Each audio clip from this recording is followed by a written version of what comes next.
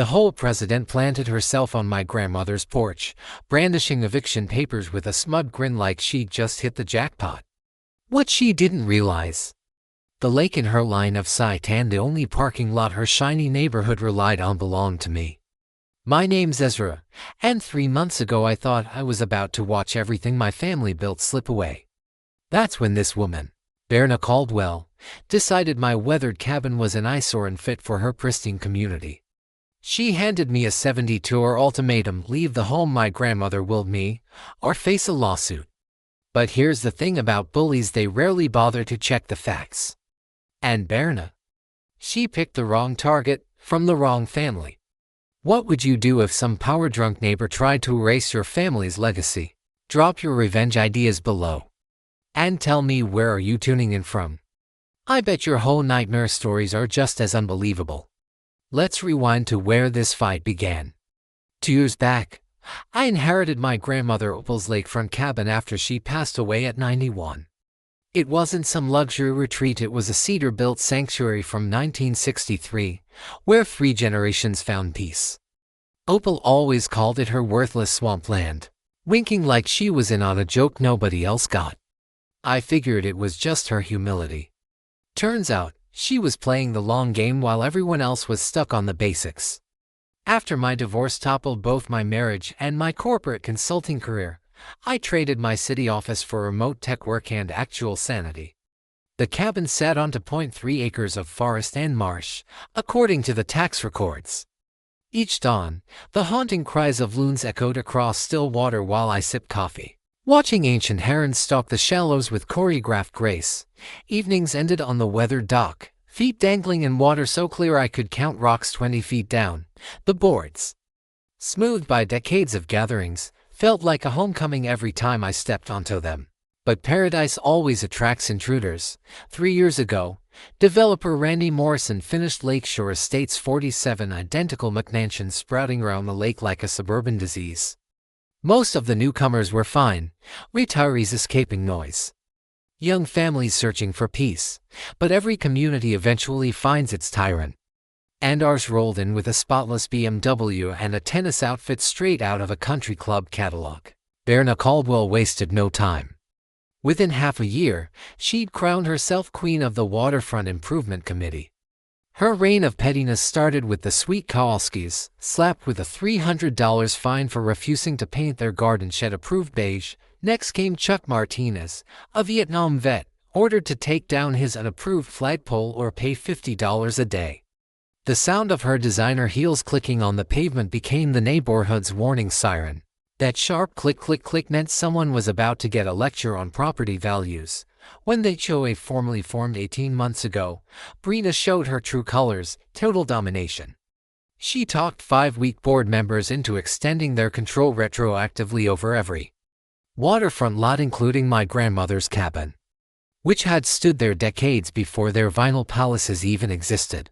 My Uncle Morris, a retired real estate lawyer, had always warned that HOA letters would grab authority they didn't own unless challenged. And here she was, pretending she had power over land that had been catching fish long before she was even in high school. The harassment piled up fast. Monthly demands for $300 in community dues, certified letters charging $1,200 in penalties because my cabin's cedar siding wasn't painted her beloved beige.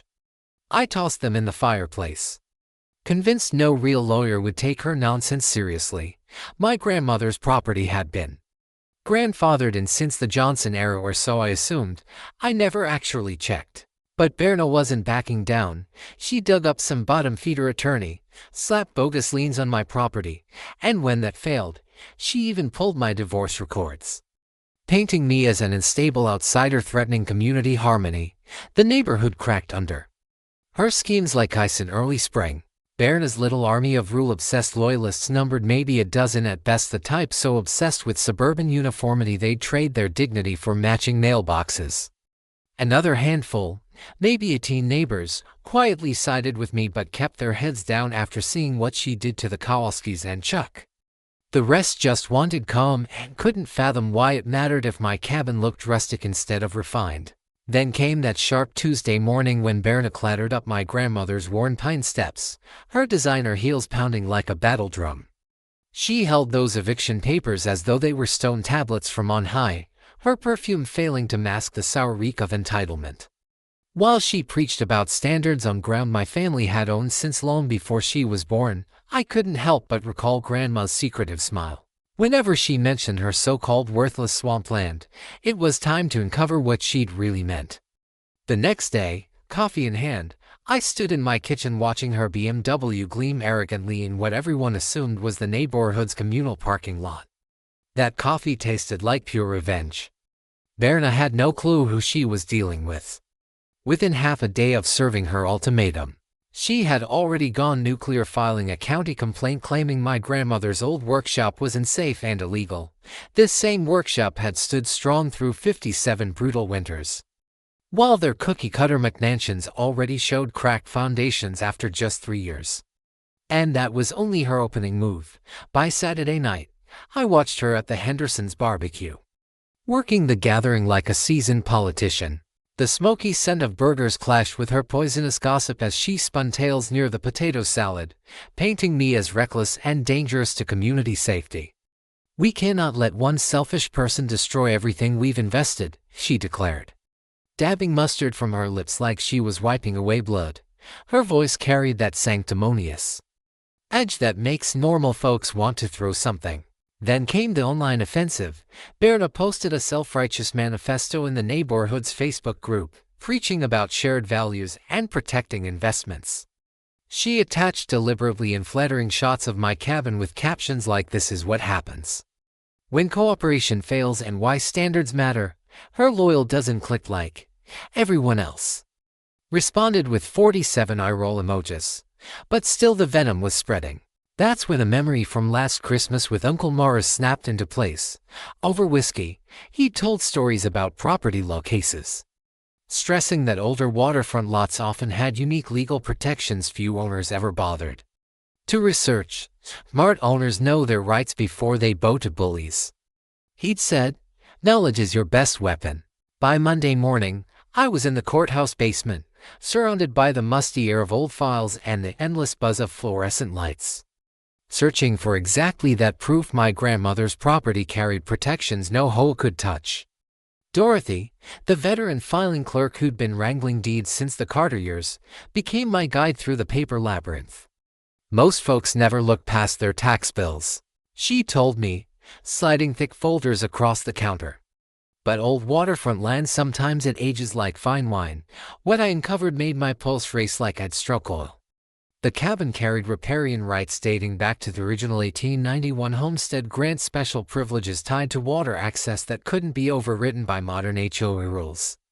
Even better, every structure on my land was shielded under grandfather clauses, legally untouchable no matter what paint color Berna demanded.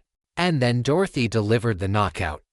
Peering over her glasses, she pointed at a faded note on an old survey.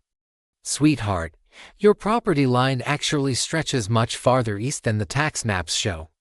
See this 1962 survey. It adds another 200 feet to your lot." My veins ran cold as the reality hit. 200 feet east of my cabin sat the gravel lot every neighbor including Berna treated as community property. Dorothy smiled, clearly enjoying the reveal. "According to this, that parking area belongs to you." It struck like lightning. While Berna had been threatening to throw me off my own land, her entire neighborhood had been trespassing on my property every single day. My hands trembled as I copied every document, my brain spinning with the possibilities. If these boundaries were correct, every single vehicle in that so-called community parking lot, including Brenna's prized BMW, was parked squarely on my private land. An hour later, I stormed into Uncle Morris's law office, still smelling of polished leather and decades of courtroom victories. His weathered face broke into a grin as he spread the papers across his desk like a general arranging his battle maps. "Ezra, my boy," he said, sliding his glasses up the bridge of his nose, the same glasses that had seen 30 years of David and Goliath legal battles. "Your grandmother was sharper than even I realized. This Berna woman, she picked the wrong fight." His finger traced the property lines with the ease of a maestro reading sheet music. If this survey holds, your whole problem just turned into their parking crisis. But we'll need a modern survey before we spring the trap.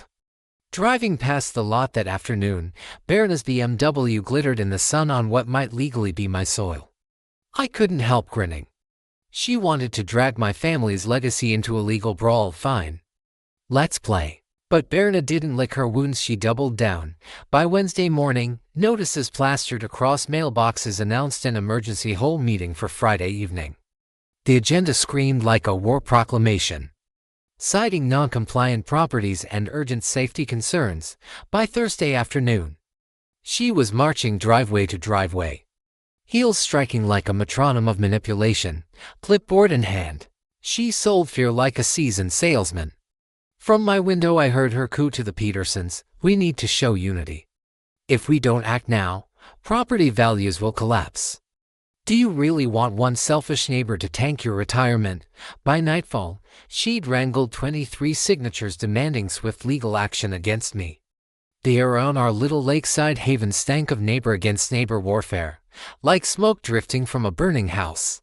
That's when I decided defense wasn't enough, it was time to dig for ammunition. Grandmother's basement had always been off limits, a cedar-scented vault she dismissed as nothing but old papers and ancient history. But grief makes you bold, and looming eviction makes you reckless. Flashlight in hand, I descended into that time capsule certain Opal had left behind more than memories. She had been a meticulous record keeper, after all. Stacked boxes held every tax bill since Kennedy, every permit request, every letter exchanged with county officials arranged with almost obsessive precision. Each folder smelling faintly of vanilla and age. But it was the locked cedar chest in the corner that made my pulse race. Inside lay buried treasure, the original 1962 property survey, hand-drawn and signed by a man named Harrison Pike. This wasn't just any boundary sketch. It was the master survey that divided my great-grandfather's vast homestead into smaller parcels. According to its measurements, my land didn't stop where the modern map said it did. My fingers shook as I followed the eastern line that extended an extra 247 feet, swallowing a kidney-shaped section of gravel that the entire neighborhood had claimed as their parking lot. The realization hit like plunging into an icy lake. For 3 years I'd been watching daily trespassing without ever knowing it. Every BMW, every minivan, every pickup crunching across that gravel was parked on land that legally belonged to me. But a -1-year-old survey wouldn't hold weight without modern confirmation. So Friday morning I went straight to Dylan Pike, Harrison's son, who'd inherited the family surveying business. Dad always said the homestead division caused some quirky property issues, Dylan told me, hauling out GPS gear that looked like it had come from a NASA mission. His calloused hands moved with the assurance of a man who'd been entangling land disputes since childhood. These old surveys often reveal surprises buried when counties digitized in the 90s. 3 hours later, his equipment confirmed what my grandmother's faded ink had claimed. My eastern boundary cut directly through the middle of the community parking lot. Dylan downloaded the data, then looked me square in the eye. "This is airtight," he said. "Your line slices through their lot. I'd say about 15 prime parking spots sit entirely on your land, including the main entrance road itself." The realization burst in my head like a firecracker. Berna had spent weeks drumming up signatures to push me off the land while her loyal following was trespassing on my property every single day. And Dylan wasn't done dropping revelations. "There's more your grandmother left you," he said, lining up the survey measurements against historical water charts he'd pulled earlier. "These documents include riparian boundaries that extend out into the lake. Looks like your family owns more than just the parking lot."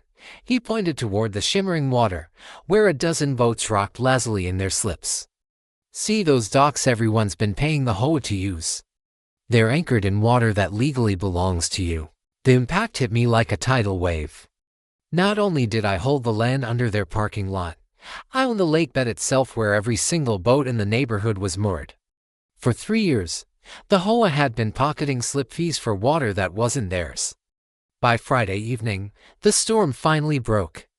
The community center buzzed with tension as 42 residents crammed into folding chairs, the air thick with burnt coffee and anxiety. At the front, Berna presided like a commander before her army, armed with petitions and an inflated sense of power.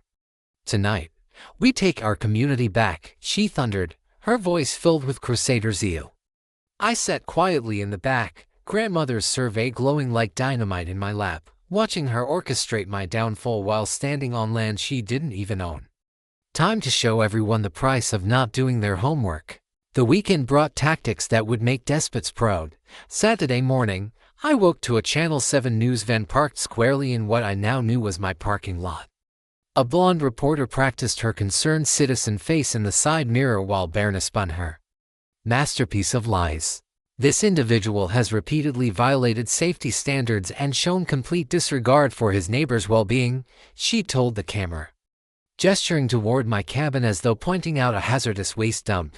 Her voice carried across the water, seeding outrage in the breeze. But that was just Act 1. By Sunday evening, she had mobilized a so-called neighborhood safety patrol, 6 clipboard warriors documenting my every move. They photographed me fetching mail, logged the times I drove to the grocery store, the crunch of their shoes on my gravel driveway. Became the soundtrack of my personal police state. Then came Monday's nuclear strike, a restraining order petition filed with dramatic flair at the county courthouse. In her sworn statement, she claimed I'd made threats about property boundaries and was spiraling into dangerous behavior. She even convinced neighbors to back her lies, like the Williamses, who still owed her money from a phony fundraiser, and Mrs. Bennett, who lived in terror of losing her perfect lawn title. Both provided false testimony about my supposed hostility. That's when I stopped playing defense and started planning counterstrikes. Uncle Morris had once given me the golden rule of legal combat during my divorce: when someone builds a case against you, you'd better build a fortress against them. While Berna strutted around playing prosecutor, I was digging into the one truth that could topple her entire empire: who actually owned the lake that gave Lakeshore Estates its value. The state's water management office felt like an archaeological archive, rows of dusty cabinets reaching back through generations, tended by clerks who'd been cataloging water rights since the dawn of modern bureaucracy. Margaret, a 40-year veteran with silver hair, guided me through the records. "Most people assume lakes belong to the state," she explained, her voice carrying the calm authority of long experience. "But if they meet certain historical conditions and were never formally transferred, they can remain privately owned." The files she uncovered nearly stopped my heart. Our lake, all 47 acres of pristine, crystal-clear water, had never been deeded to the state. When my great-grandfather's land was divided in 1962, the water rights remained attached to the primary parcel. My parcel. I didn't just inherit lakefront land. I owned the entire lake. Every morning when neighbors launched their boats, they were trespassing. Every evening when families swam at the so-called community beach, they were doing it on water that belonged to me. They weren't just swimming in any lake, they were swimming in my private lake.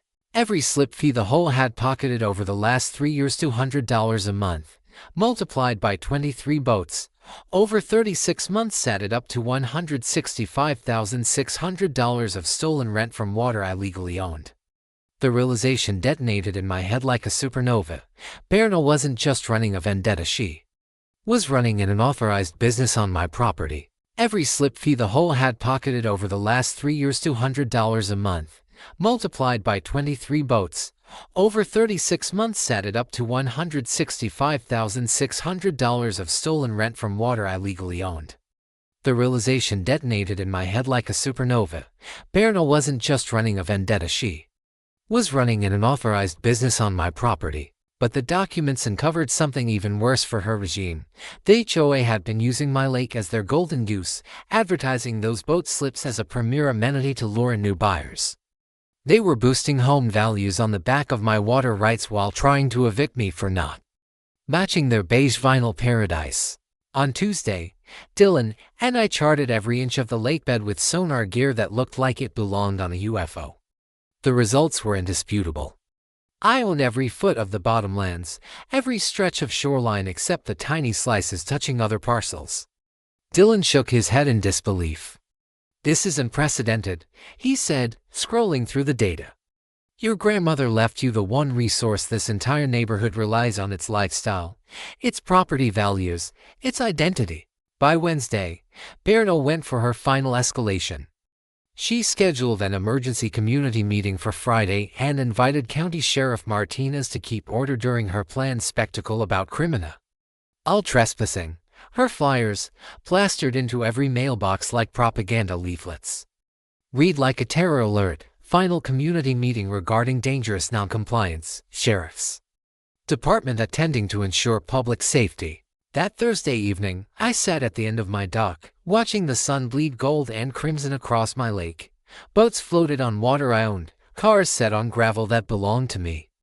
And tomorrow night, Berna would try to crush me in front of everyone, completely unaware that I was about to prove I controlled everything that gave her neighborhood value.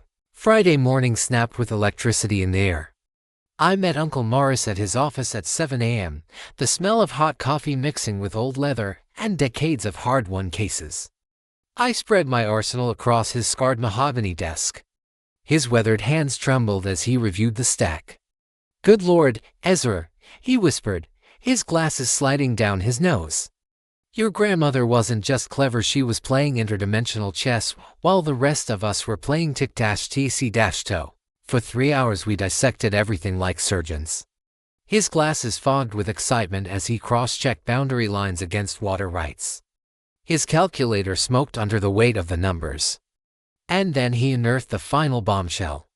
"Jesus Christ on a pogo stick," he muttered, pulling out receipts and records I hadn't even noticed in Opal's files.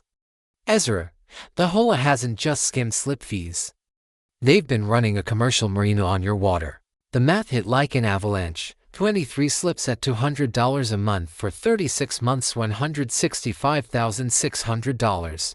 Add annual lake access fees of $50 from 47 households, $7,500 a year. Summer day use passes at $25 a family, another $15,000. Premium fishing licenses at $100 a pop for $700 more. Morris's pen scratched furiously across his pad. "We're talking over $200,000 in unauthorized commercial exploitation," he said, his voice rising. "Legally, that's not just trespass, that's conversion, and just enrichment, outright theft, and maybe even fraud." The power dynamic shifted so violently it felt like reality itself tilted. I wasn't a victim fending off eviction. I was a landowner sitting on proof of a 3-year racket run by an HOA that didn't even know they were committing mass theft. And Morris wasn't done. "There's another layer," he said, spreading out county tax records like siege maps. His finger traced columns of numbers. "Every home in Lakeshore Estates has been getting tax breaks for being classified as lakefront community residences with water access. The county has handed out roughly $300,000 in collective reductions over 3 years based entirely on rights they never actually had. That access was never granted. It was just assumed." The revelation cracked through me like lightning splitting a tree. Not only had they stolen revenue, they'd all benefited from fraudulent tax relief built on my water. I wasn't battling one delusional HOA president. I was sitting on evidence implicating an entire neighborhood in unwitting tax fraud and property theft. Morris leaned forward, eyes gleaming with decades of courtroom wars. "Here's the strategy. Let Berna overplay her hand tonight. Then we hit them with the parking lot. If she won't negotiate, we drop the lake bomb. Once you reveal ownership of the lake, everything changes: property values, tax assessments, every slip, every barbecue, it all runs through you." The sheer weight of that responsibility pressed down on me. I could devastate the neighborhood's economy with one filing, or I could reshape it into something stronger. My grandmother hadn't just left me land, she'd handed me the power to decide the fate of an entire community. The next 6 hours felt like preparing for legal D-Day. Morris transformed from semi-retired country lawyer into a battle commander, his cluttered office turning into war room headquarters. He pulled out his ancient Rolodex, the thing looking like it had survived world wars and maybe the apocalypse. "Listen up, soldier," he barked, fire in his voice. "This is the greatest property rights revenge story I've seen in 40 years. We weren't just preparing to face off with one unhinged HOA president that night, we were building an entirely new balance of power in the community. It would take precision, credible witnesses, and enough legal ammunition to make even the Supreme Court chair. The sharp scent of fresh ink mixed with a buzz of anticipation inside Morris's office as our first ally walked in. Dylan arrived with his high-tech surveying gear, equipment so accurate it could have mapped the moon.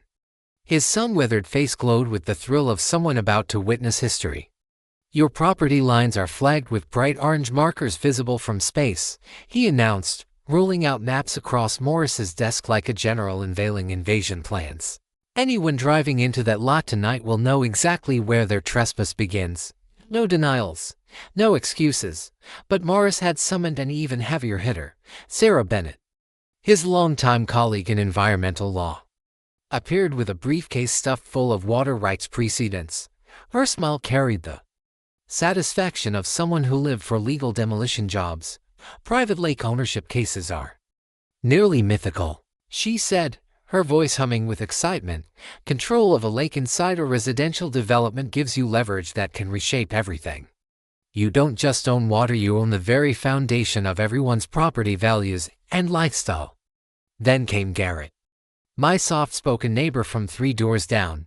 He'd quietly been running his own surveillance project that would make federal agencies proud. His workshop smelled of sawdust and quiet fury as he revealed boxes of meticulously cataloged evidence. "I've been tracking Berna's corruption for 8 months, he explained, laying out files with military precision, financial ledgers, photos of trespassing, recorded threats, even taped phone calls where she admitted to padding invoices and siphoning whole funds." My chest tightened with both rage and anticipation. Berna wasn't just a petty tyrant drunk on power, she was a thief robbing everyone while pretending to be a victim. Morris outlined our plan with the precision of a battlefield commander. I would present the parking lot evidence first, serious, but not the knockout blow. Sarah would explain the water rights clearly, in language anyone could grasp. Dylan would confirm boundaries live with GPS. Garrett would quietly document everything, holding the corruption files in reserve. "Remember the rule of legal warfare," Morris coached as we rehearsed. "We're not here to destroy, we're here to deliver justice, offer solutions. The moment we act vindictive, we lose the high ground that makes victory inevitable." That afternoon was my crash course in property law, lessons every landowner should know, but most never do. Boundaries on old properties often differ drastically from tax maps. Always demand surveys, never assumptions. Water rights can remain private, even when everyone assumes they're public.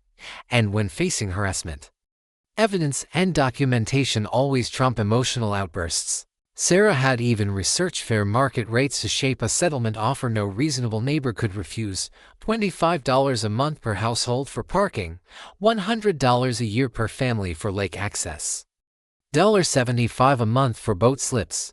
Generous rates compared to private marinas. "Make your proposal so fair," Sarah said, "that refusing it makes Berna look insane." By 6 p.m., our team was fully assembled.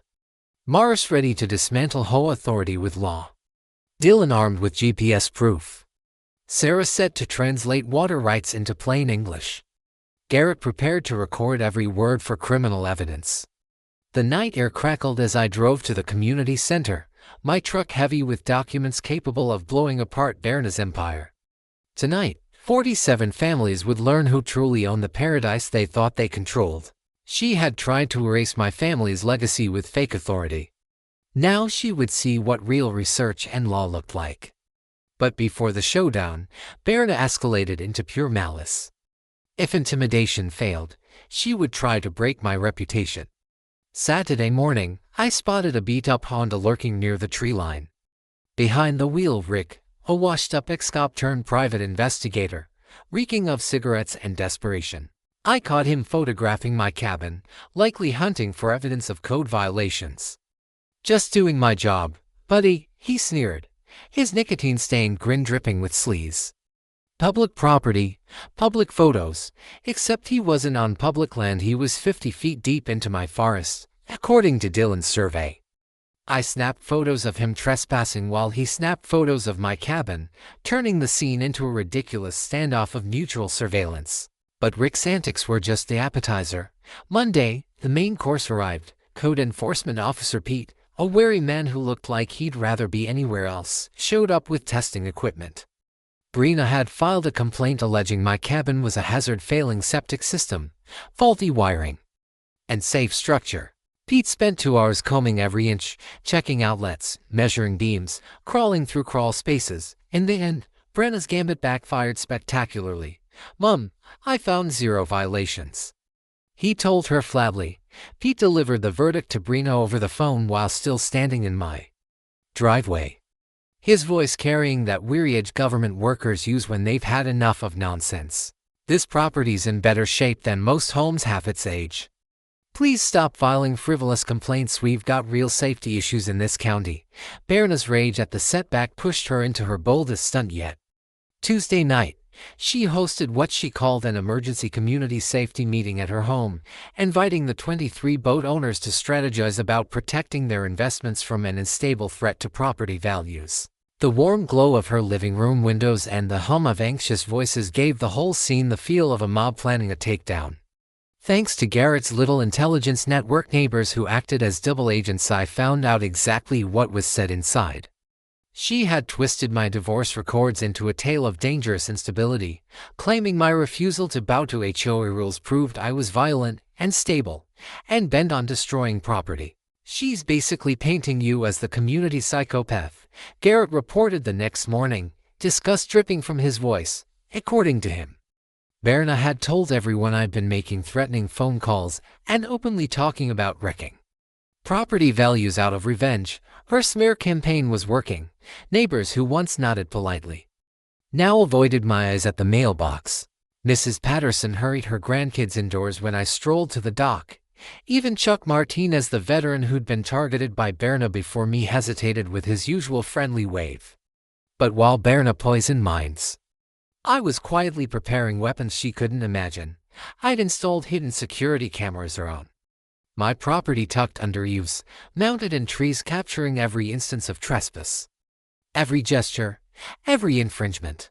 The crystal-clear footage showed neighbors parking on my land, crossing my boundaries, and using my lake without permission. Ironclad evidence. Meanwhile, Dylan had spent Tuesday logging what he called forensic surveying, using GPS coordinates to document every vehicle on my property during peak hours. The results were devastating. 43 cars trespassing regularly, including Berna's BMW, parked daily in the same premium spot. My true advantage, though, came from quietly winning over rational neighbors fed up with Berna's antics. Sandra Thompson, her husband, worked construction and knew quality when he saw it, began questioning her claims. The Kowalskis, still sore over their own harassment, kept careful notes of Berna's behavior. "People are starting to see through her," Sandra told me when we crossed paths at the grocery store Wednesday night. "When someone insists that one person is responsible for every problem, reasonable folks eventually wonder who the real problem is." Thursday brought Berna's last gambit before the showdown. She had persuaded the sheriff's department to attend Friday's meeting by claiming I'd made verbal threats and might turn violent when confronted. Sheriff Martinez, a seasoned cop who dealt with more actual criminals than Berna could imagine, agreed to attend, mostly to ensure combat. His presence also meant the meeting would carry the weight of official law enforcement oversight. That evening, as the air grew heavy with the coming clash, I sat on my dock watching boats sway gently in my lake while cars sat in silence on my gravel lot. Tomorrow, 47 households would learn the truth about who actually owned everything they thought gave their neighborhood value. For 2 weeks, Berna had tried to shred my reputation, undermine my sanity, and line up my arrest on fabricated charges. What she didn't know was that I was about to prove she'd been committing real crimes for years. Friday dawned with the grim weight of Judgment Day, and Berna was clearly intent on firing every round in her arsenal before nightfall. At 7 a.m., I discovered her masterstroke. She had tried to have me arrested before the meeting even began. Sheriff Martinez stood on my porch holding a complaint warrant, his face carved with the look of a man dragged into petty drama against his will. Thompson, I need to ask you about some alleged threatening calls made to Mrs. Caldwell, he said, his tone making it clear he'd rather be chasing real criminals. She claims you phoned her Tuesday night, vowing to destroy everything she's built and make her pay. The accusation was pure fabrication. It was clever in its simplicity. If I had made those calls, they could arrest me before the meeting and brand me as a violent criminal. If I hadn't, which was the truth, the accusation still planted doubts about my sanity and potential for violence. Sheriff, I haven't called that woman once since this whole nightmare began, I said, pulling out the phone records I'd kept carefully documented. You're welcome to confirm with my provider. What you'll really find is Mrs. Caldwell has a habit of making accusations that don't line up with reality. Martinez studied my call history with the calm precision of a man who'd spent decades sifting truth from hysteria. No calls to her number, he said finally into his radio. The complaint doesn't check out. We'll move forward with the meeting as planned. I'll be present to keep things orderly. But Berna's phony emergency call was just her first play. By mid-morning she escalated again, hiring a lawyer who looked like he'd stepped out of a low-budget commercial. His name was Bradley Pearson, a sweaty man stuffed into a suit that didn't quite fit. Through the community center windows, I watched him laying out paperwork on a folding table with the pomp of a man preparing for trial. The expensive briefcase he carried screamed intimidation. His job was to make me fold before I could speak. Yet Berna had saved her nastiest weapon for last, a slideshow designed to annihilate my reputation. She had combed through my divorce records, cherry-picked details from my work history, and snapped carefully staged photos of my cabin to spin a story portraying me as an unstable drifter and a danger to everyone's investment. Her slides dripped with venom. This individual has a documented history of conflict with authority. She twisted my refusal to pay illegitimate HOA fees into supposed evidence of antisocial behavior. Pictures of my rustic cabin appeared beside captions like structural neglect and hazard to neighboring families. She even fabricated statistics, claiming my presence reduced property values by 20%, complete with fake charts about non-compliant properties. But while she prepared her character assassination, I was assembling proof that would end her rule once and for all. My security cameras had recorded something priceless: clear video of Berna herself trespassing onto my land 50 feet past Dylan's neon boundary markers to take the very photos she planned to use against me. Timestamp footage showed her crossing my property line again and again. Meanwhile, Garrett's financial sleuthing uncovered the smoking gun. Bank statements showed she'd been funneling whole legal funds into her personal account, paying lawyers a fraction of what she collected and pocketing the difference under administrative expenses. This wasn't just mismanagement, it was outright theft. She'd even been running a protection racket, threatening homeowners with inflated compliance fees that went straight into her pockets. And Dylan, he'd built a live GPS presentation that could project property lines onto the walls of the community center, showing exactly where cars including Berna's BMW were parked illegally on my land. Our ace in the hole, though, was the shifting tide of neighborhood opinion. Sandra Thompson had quietly organized a dozen families who were tired of Berna's hysteria. Even some of her former allies were pulling away from her increasingly erratic crusade. She's lost credibility with anyone who thinks rationally, Sandra told me over the phone that afternoon.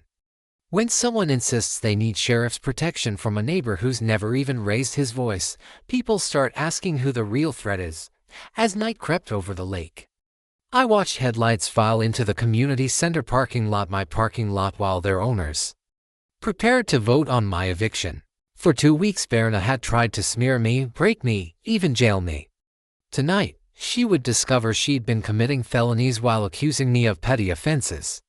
The community center buzzed with the tense silence of a courtroom awaiting a death sentence. 52 residents crammed into chairs meant for 30. They were heavy with nerves and the burnt smell of coffee that had been on the burner since morning. Sheriff Martinez stationed himself against the back wall, his presence adding a gravity that made the whole gathering feel like a trial.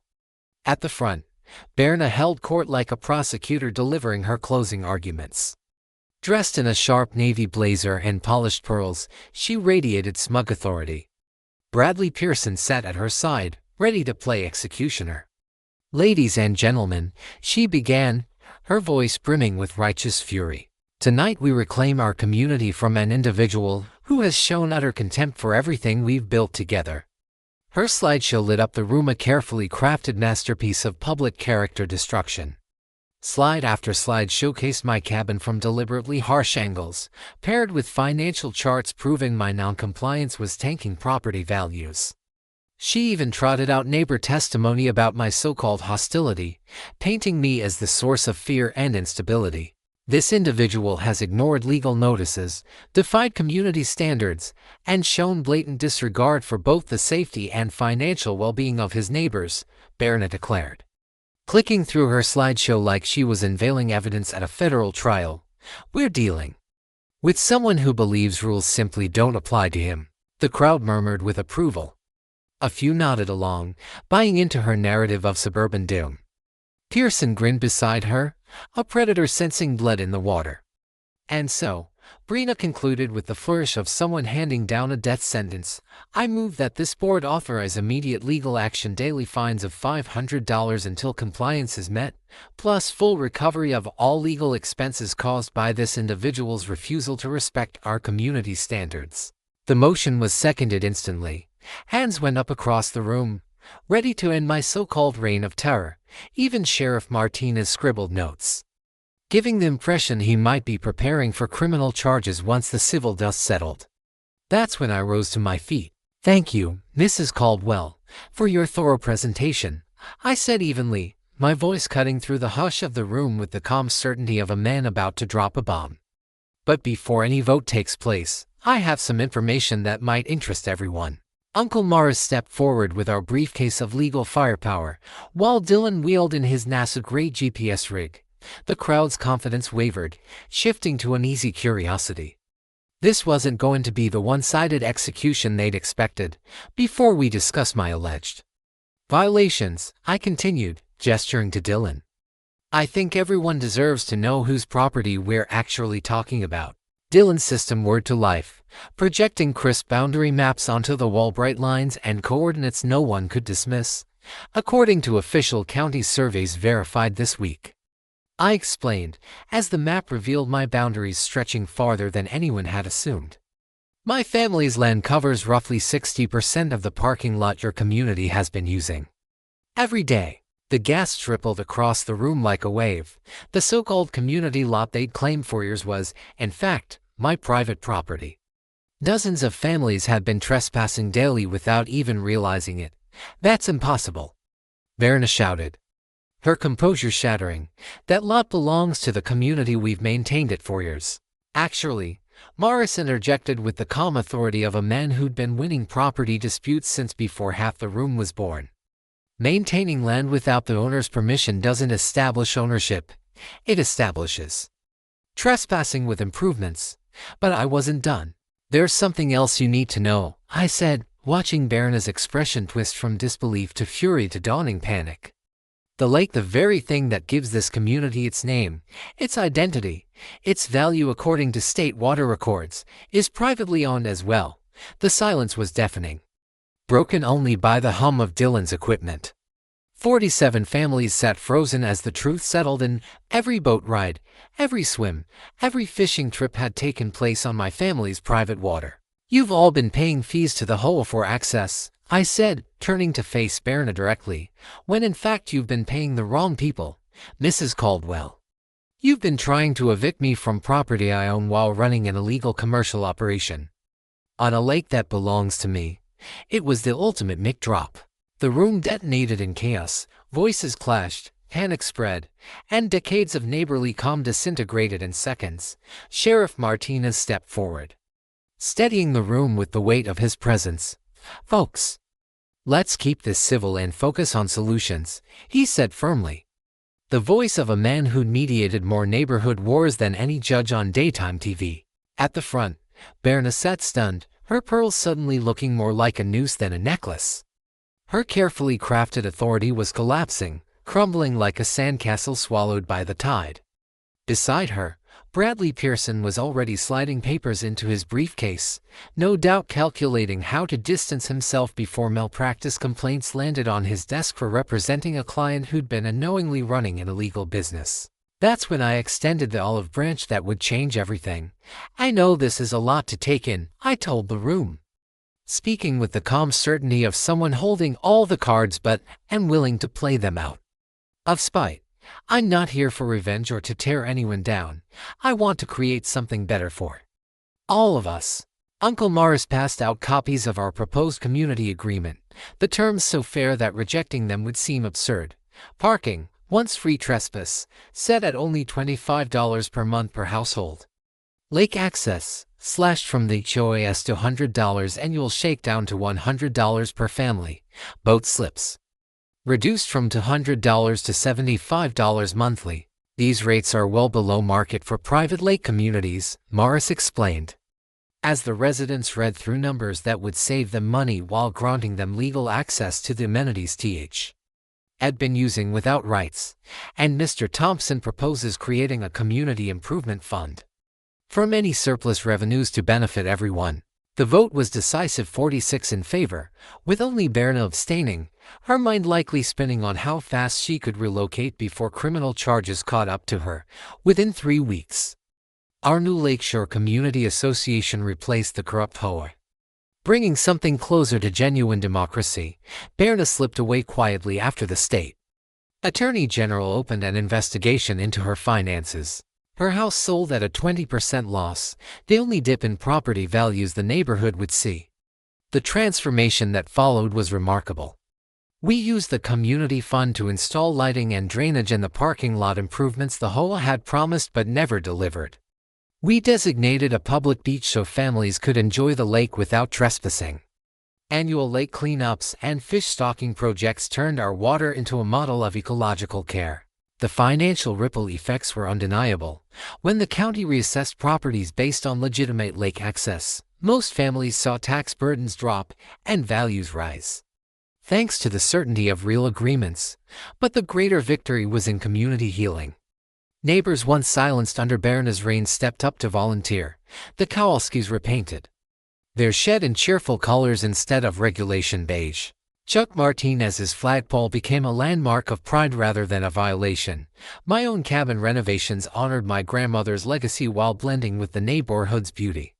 Thanks to sustainable materials and help from neighbors, Sandra's husband donated electrical work. The Petersons landscaped the beach, and even a few of Berna's old allies pitched in on dock repairs. The most meaningful change was Opal's Environmental Scholarship Fund, created from surplus fees. It provides tuition assistance to local students pursuing conservation, environmental science, or sustainability. 3 students have already been awarded, carrying forward my grandmother's wisdom that land is something we borrow, not own forever. Our annual Lake Days Festival has become a regional highlight, bringing communities together in celebration rather than conflict. Local newspapers told our story as an example of how HOA battles can be resolved through research, documentation, and cooperation, not expensive legal wars. Property values are stronger than ever, and other neighborhoods are already adopting our governance model after their own fights with power-hungry boards. Now, as I sit on my dock watching the sunset turn the lake to gold, children laughing at the beach, neighbors chatting in the evening air, I finally understand what my grandmother left me. Not just land, but the chance to build something better than what came before. Now it's your turn. Share your whole battles in the comments. I read them all. And your story might be featured in a future episode exposing how ordinary people can defeat petty tyrants with the right mix of research and determination.